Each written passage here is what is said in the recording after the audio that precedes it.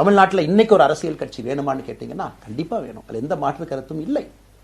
காரணம், ஒரு கடைக்கு போய் நாம் ஒரு டூத் பேஸ்டோ ஒரு அரிசியோ ஒரு பருப்போ வாங்கினா கூட 10 கடை ஏறி இறங்கி எங்க அம்மா அதெல்லாம் பார்த்து விலையை பார்த்து தரத்தை பார்த்து பொருளை பார்த்து அத்தனை முறை வாங்கித்தான் பார்ப்பேன். ஏன்னா அது நம்ம உடம்புக்குள்ள போற விஷயம். ஆனா அரசியல் கட்சி இன்னைக்கு எத்தனையோ கட்சிகள் இருந்தாலும் கூட என்னுடைய நம்பிக்கை, நம்முடைய நம்பிக்கை, வருகின்ற காலத்தில் நம்முடைய அரசியல் இயக்கம் கட்சியாக மாறும் பொழுது மக்கள் அந்த தரத்தை பிரித்து பார்ப்பார்கள்.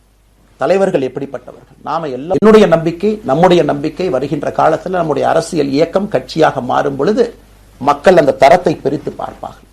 தலைவர்கள் எப்படிப்பட்டவர்கள், நாம எல்லோருமே காமன் மேன் பொலிட்டீஷியன்ஸ். பக்கத்து வீட்டுக்காரங்க மாதிரி தான் மக்கள் நம்மளை பார்க்க போறாங்க.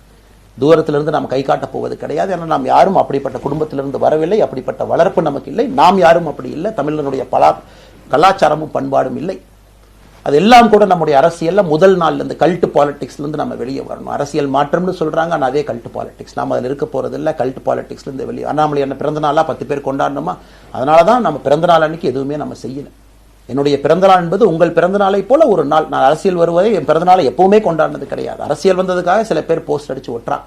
அந்த கலாச்சாரத்தையும் உடைக்க வேண்டும் என்பதற்காகத்தான் நேற்று நாம் எதுவுமே பேசலைங்க, இன்னைக்கு நம்ம பேசுறோம். இந்த கல்ட் பாலிடிக்ஸ்ல இருந்து வெளியே வரணும். ஒரு காமன் மேன் பாலிடிக்ஸை முன்னிறுத்தணும். சமரசம் இல்லாத கொள்கை இருக்கக்கூடிய இயக்கமாக அது கட்சியாக முன்னாடி வரணும். அவ்வளவு குவாலிட்டியான லீடர்ஸை நம்ம பில்ட் பண்ணணும். ஒரு முதலமைச்சர் தமிழகத்தை மாற்ற முடியுமான்னு கேட்டீங்கன்னா கண்டிப்பா முடியாது. முதலமைச்சர் இருக்கக்கூடிய 35 கேபினெட் அமைச்சர்கள் மாற்ற முடியுமான்னு கேட்டா கண்டிப்பா முடியாது. 234 சட்டமன்ற உறுப்பினர்கள் மாற்ற முடியுமான்னு கேட்டா முடியாது. 39 பாராளுமன்ற உறுப்பினர்கள் மாற்ற முடியுமான்னு கேட்டீங்கன்னா முடியாதுங்க.